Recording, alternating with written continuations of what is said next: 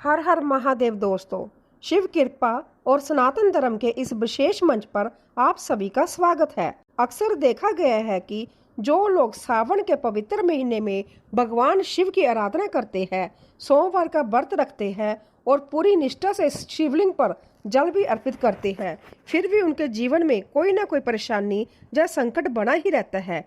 क्या आपने कभी गहराई से विचार किया है कि इतनी भक्ति और नियम पूर्वक पूजा करने के बाद भी महादेव की असीम कृपा क्यों नहीं मिल पा रही?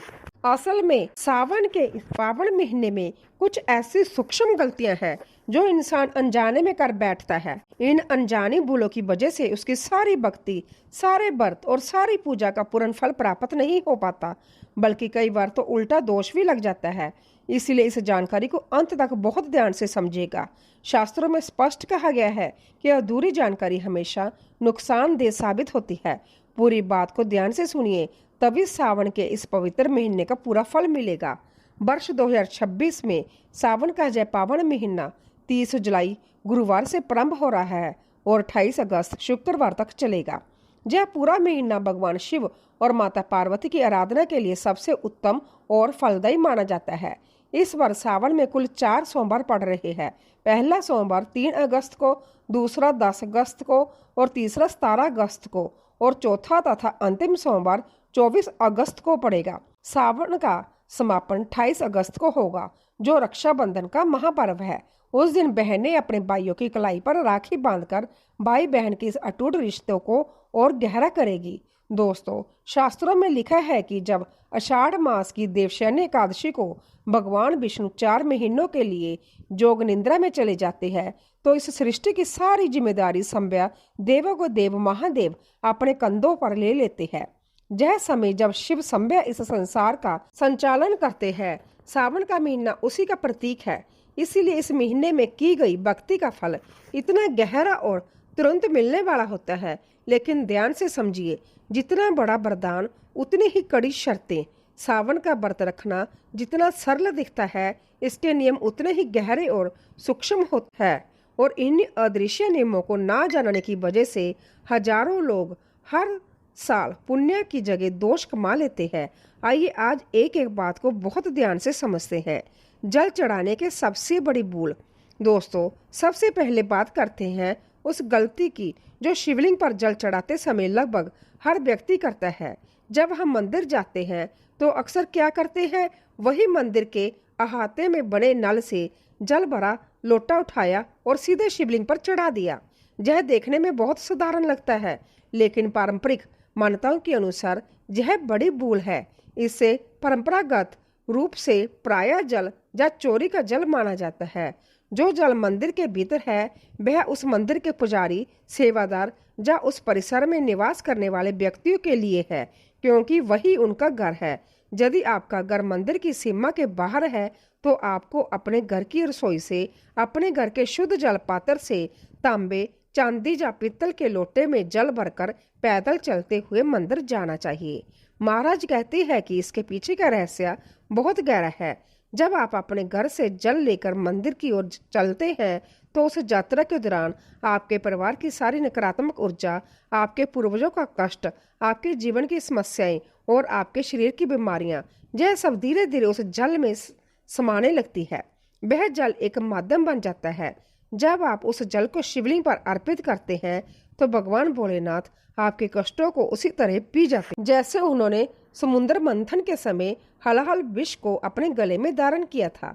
लेकिन यदि आपने मंदिर का ही जल उठाया और वहीं चढ़ा दिया, तो आपने अपने जीवन का कोई भी बोझ महादेव को सौंपा ही नहीं। वह पूजा एक औपचारिकता बनकर रह गई, उसका फल शून्य हो गया। ध्यान से समझिए जलहरी के जल का दिव्य रहस्य और प्रयोग। अगला रहस्य है शिवलिंग से नीचे बहने वाला जल का।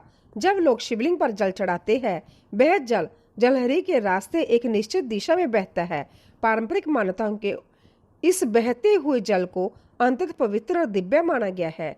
जहाँ एक बात बहुत जरूरी है, उस बहते हुए जल को कभी भी लांघना नहीं चाहिए।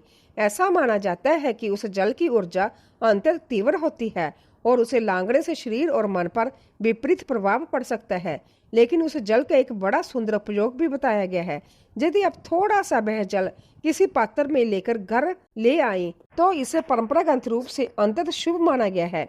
यदि घर में किसी को तेज बुखार हो, बड़े बड़े उपाय कर लिए गए हो और कुछ काम ना आया हो, तो इस जल की कुछ बूंदें उस व्यक्ति को देने से या उसके माथे पर छिड़कने से भोलेनाथ की कृपा से बड़ी राहत मिलती है, ऐसी मान्यता है। इसी प्रकार यदि किसी की आंखों में जलन रहती हो, आंखें कमजोर हो रही हो, तो प्रतिदिन सुबह इस जल की कुछ बूंदें आंखों के किनारे लगाने से बहुत लाभ होता है। यह पारंपरिक विश्वास है जो पीढ़ियों से चला आ रहा है। दोस्तों, इस जल का एक और अवैध प्रयोग है। इस जल को अपने घर के मुख्य द्वार पर चारों कोनों में तिजोरी के पास छिड़कने से घर की नकारात्मक ऊर्जा दूर होती है। ऐसा पारंपरिक विश्वास है यदि किसी ने आपके घर पर कोई बुरी भावना से कुछ किया हो या घर में बीमारियां और परेशानियां लगातार बनी हो, तो यह प्रयोग बहुत सहायक माना गया है। लेकिन एक सावधानी जरूरी है। इस जल को पांव नहीं लगने देना चाहिए, किसी अशुद्ध जगह पर नहीं रखना चाहिए और स्नानघर के पास बिल्कुल नहीं ले जाना चाहिए। विशेष सामग्री और उनके नियम। अब बात करते हैं कि शिवलिंग पर चढ़ाई जाने वाली सामग्री की। महाराज कहते हैं कि भगवान भोलेनाथ तो केवल एक लोटे शुद्ध जल से भी प्रसन्न हो जाते हैं, क्योंकि वह आशुतोष है जो बहुत जल्दी प्रसन्न होते हैं। लेकिन यदि आपकी कोई पुरानी और बड़ी मनोकामना अधूरी है, तो जल में कुछ विशेष चीजें मिलाने से उसका प्रभाव कई गुना बढ़ जाता है। सावन के महीने में यदि आप शिवलिंग पर ताजे गन्ने का रस अर्पित करते हैं, तो घर में माता लक्ष्मी की कृपा बनी रहती है। ऐसी मान्यता है कि घर का कर्ज हो, दरिद्रता हो, आर्थिक संकट हो, यह प्रयोग बहुत लाभकारी माना जाता है। यदि आप महसूस करते हैं कि पितर दोष है, राहु केतु का प्रकोप है या काम बनते बनते बिगड़ जाते हैं, तो जल में थोड़े से काले तिल मिलाकर ओम नमः शिवाय का 108 बार जाप करते हुए शिवलिंग पर अर्पित करें। शास्त्रों में इसे अंततः शुभ उपाय बताया गया है। दोस्तों, धतूरे की बात भी जरूरी है। बहुत से लोग बिना किसी नियम के जितने चाहे धतूरे शिवलिंग पर रख देते हैं, लेकिन मान्यता के अनुसार धतूरा हमेशा विषम संख्या में यानी 1, 3 या 5 ही चढ़ाना चाहिए। धतूरा प्रतीकात्मक रूप से हमारे भीतर के काम, क्रोध, लोभ, मोह और अहंकार को दर्शाता है। जब हम विषम संख्या में धतूरा चढ़ाते हैं, तो मानो हम अपनी इन मानसिक बुराइयों को महादेव के चरणों में समर्पित कर देते हैं। अब बात करते हैं पंचामृत की। सावन में शिवजी को पंचामृत का भोग लगाना बेहद शुभ माना गया है। पंचामृत में 5 चीजें होती है: शुद्ध गाय का कच्चा दूध, गाढ़ा दही, शुद्ध घी, असली शहद और मिश्री। यह सब चीजें शुद्ध और घर की बनी होनी चाहिए। बाजार की मिलावटी या डिब्बाबंद सामग्री से भगवान को भोग नहीं लगाना चाहिए। और एक बात, पंचामृत को कभी तांबे के बर्तन में नहीं रखना चाहिए। तांबे में दूध या दही रखने से रासायनिक बदलाव होता है, जिससे वह खट्टा और हानिकारक हो जाता है। पंचामृत के लिए हमेशा पित्तल, चांदी, कांसे या मिट्टी का बर्तन ही उपयोग करें। सावन में दूध का सेवन क्यों है वर्जित? अब एक बहुत जरूरी बात जो बहुत कम लोग जानते हैं, सावन के महीने में व्रत रखने वालों को दूध का सेवन नहीं करना चाहिए। यह सुनकर आपको आश्चर्य हो सकता है, लेकिन इसके 2 गहरे कारण हैं। पहला कारण धार्मिक है। दोस्तों, सावन में दूध पूर्ण रूप से भगवान शिव को समर्पित होता है। जब समुद्र मंथन के बाद हलहल विष के कारण महादेव का कंठ जल रहा था, तब सभी देवताओं ने उन पर दूध और जल अर्पित किया था, ताकि उनके कंठ की जलन शांत हो। जो वस्तु सीधे भगवान को समर्पित है, उसका व्रतधारी संभव सेवन नहीं कर सकता। इसे परंपरागत रूप से दोष माना गया है। दूसरा कारण व्यवहारिक और प्राकृतिक है। ध्यान से सोचिए, सावन में चारों ओर भारी वर्षा होती है। जमीन पर अजीब अजीब घास, फंगस और जहरीली वनस्पतियां उग जाती है। जब गाय भैंस इन्हें चरती है, तो उनके दूध की गुणवत्ता प्रभावित हो सकती है। साथ ही वर्षा ऋतु में मनुष्य की पाचन शक्ति स्वाभाविक रूप से कमजोर होती है। इसीलिए सावन में दूध का सेवन व्रतधारियों के लिए वर्जित माना गया है। हाँ, बहुत छोटे बच्चे, गंभीर रूप से बीमार व्यक्तियों या वृद्धों के लिए शास्त्रों में विशेष छूट का उल्लेख है। एक स्वस्थ व्रतधारी को यह नियम अवश्य मानना चाहिए। कट्टू के आटे और सेंधा नमक की सावधानी। दोस्तों, अब बात करते हैं कट्टू के आटे की। व्रत के दिन फलाहार में कट्टू की पूरियां और परांठे बहुत ही लोकप्रिय है, लेकिन इसमें एक बड़ा सूक्ष्म खतरा छिपा है जिसे जानना बेहद जरूरी है। बाजार में मिलने वाला कट्टू का आटा महीनों पहले से पीस कर बोरियों में बंद रखा जाता है। नमी और समय के कारण उसमें बहुत बारीक कीड़े पनप जाते हैं जो नग्न आंखों से आसानी से नहीं दिखते। यदि आपने बिना जांचे और बिना छाने उस आटे की पूरियां बना ली और खा ली तो आपने उन जीवों को भी भोजन में शामिल कर लिया। शास्त्रों में परंपरागत मान्यता के अनुसार व्रत के दौरान किसी भी जीव का भक्षण मांस खाने के समान है, जिससे व्रत खंडित हो जाता है। तो क्या करें? सरल सा उपाय है। जब भी कट्टू का आटा लाएं, उसे पहले कुछ देर धूप में फैलाएं और फिर बारीक छलनी से 3 बार छानें। पूरी तरह आश्वस्त होने के बाद ही उपयोग करें। और हाँ, व्रत में नमक के नाम पर केवल और केवल सेंधा नमक का ही प्रयोग करें। साधारण समुद्री नमक व्रत में वर्जित है, चाहे एक चुटकी ही क्यों ना हो। बेल की जड़ का तावीज प्रयोग। दोस्तों, अब बात करते हैं बेल की जड़ के उस अवैध प्रयोग की, जिसके बारे में बहुत कम लोग जानते हैं। बेल पत्र का महत्व तो सभी जानते हैं, लेकिन बेल की जड़ में जो सुरक्षात्मक शक्ति होती है उसे पारंपरिक रूप से अत्यंत विशेष माना गया है। सावन के किसी भी सोमवार को सूर्योदय से पहले उठकर स्नान करके किसी प्राचीन बेल के वृक्ष के पास जाएं, वहां धूप दीप जलाकर प्रार्थना करें और उसकी जड़ का एक छोटा सा टुकड़ा लोहे के औजार से नहीं बल्कि लकड़ी या अपने हाथ से प्रेमपूर्वक निकालें। उस टुकड़े को गंगाजल और गाय के दूध से शुद्ध करके शिवलिंग से स्पर्श कराएं। फिर उसे महादेव का प्रसाद मानकर एक छोटे से तावीज में, जो चांदी, पित्तल या तांबे का हो, बंद करके काले या लाल धागे में गले में या दाहिनी बांह पर धारण करें। यह बेल की जड़ का तावीज एक सुरक्षा कवच का काम करता है। यदि आपको रात में डरावने सपने आते हैं, तो मन में बेचैनी रहती है या किसी बुरी नजर का प्रभाव लग रहा हो, तो यह प्रयोग बहुत सहायक माना गया है। अब बात करते हैं वैवाहिक जीवन और सावन व्रत के संबंध की। शास्त्रों में लिखा है और महाराज कहते हैं, भगवान शिव और माता पार्वती सृष्टि के सबसे पहले सबसे आदर्श दाम्पत्य जोड़े हैं। इसलिए सावन के व्रत में पति पत्नी के आपसी संबंध का बहुत गहरा प्रभाव पड़ता है। जो दंपति सावन के महीने में और विशेषकर सोमवार के व्रत के दिन आपस में कलह करते हैं, एक दूसरे को ताने मारते हैं, गाली गलौज करते हैं, उनकी पूजा महादेव के पास कभी नहीं पहुंचती। शास्त्रों में परंपरागत मान्यता के अनुसार देवी देवता उस जोड़े की पूजा से प्रसन्न होते हैं जिनके हृदय में एक दूसरे के प्रति प्रेम और सम्मान हो। यदि पति पत्नी के बीच भयंकर अनबन है और उस मानसिक अशांति में कोई भूखे रहकर व्रत कर भी रहा है, तो वह व्रत केवल एक शारीरिक कष्ट बनकर रह जाता है, उसका कोई आध्यात्मिक फल नहीं मिलता। ध्यान से समझिए, यदि आपके पति किसी काम से घर से बाहर है, दोनों के बीच प्रेम और विश्वास तो है, तो पत्नी पूरी निष्ठा से घर पर रहकर व्रत रख सकती है। लेकिन यदि दोनों के बीच गहरा मनमुटाव है और उस कड़वाहट के बीच व्रत किया जा रहा है, तो उसका फल नहीं मिलता। पहले मन की शांति, फिर पूजा।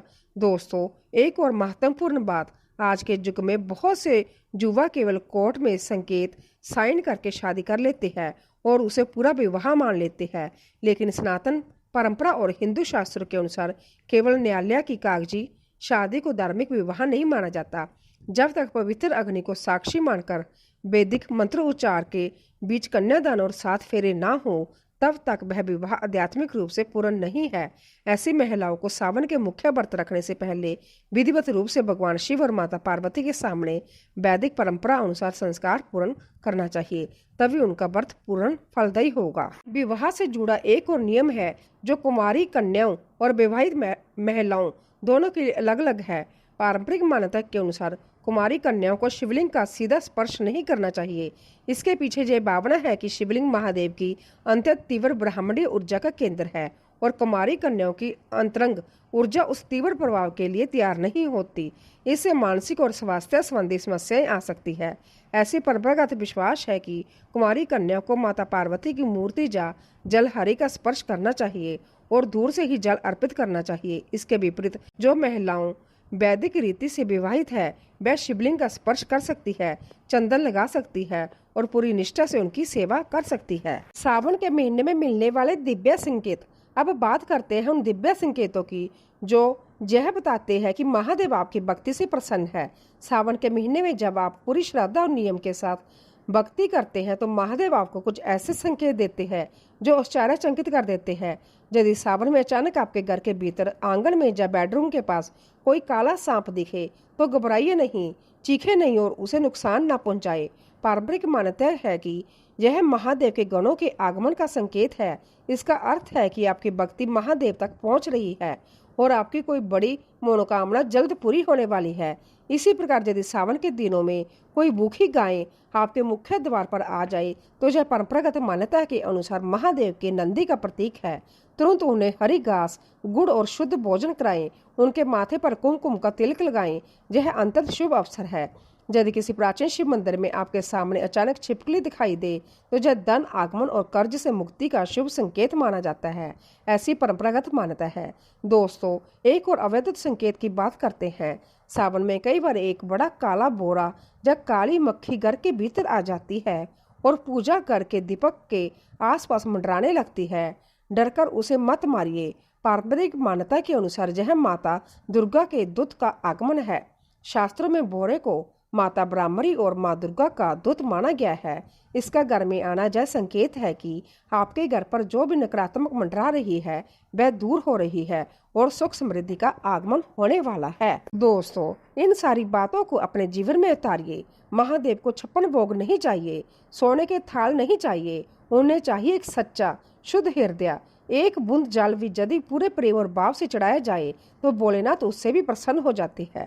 इस सावन 2026 में इन नियमों का पालन करते हुए पूरी श्रद्धा के साथ महादेव की शरण में जाइए। वह आपके जीवन के हर कष्ट को, हर संकट को उसी तरह अपने कंठ में धारण कर लेंगे जैसे उन्होंने हल हल विष को धारण किया था और आपको देंगे सुख समृद्धि, दीर्घायु और अखंड शांति। हर हर महादेव। ओम नमः शिवाय।